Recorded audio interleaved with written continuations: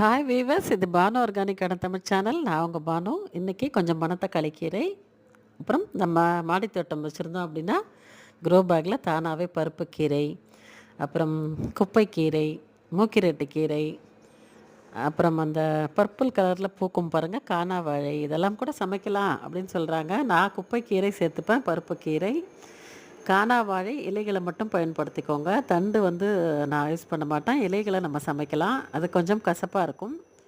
மற்றபடி மணத்தக்காளி கீரை, பருப்பு கீரை, முளைக்கீரை, அரைக்கீரைன்னு எல்லாமே ஒரு ஒரு கைப்பிடி கிடச்சிது அப்படின்னா கலவை கீரை மசியெல்லாம் நம்ம பண்ணலாம். ரொம்ப சூப்பராக இருக்கும். உடம்புக்கு அவ்வளோ நல்லதுங்க. மருத்துவ குணங்கள் நிறையா இருக்குது.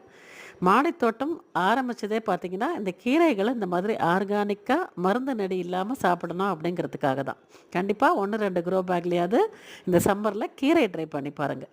இன்றைக்கி மணத்தக்காளி கீரை, குப்பைக்கீரை, பருப்பு கீரை எல்லாமே ஹார்வெஸ்ட் பண்ணியிருக்கேன். தேங்க்ஸ் ஃபார் வாட்சிங்.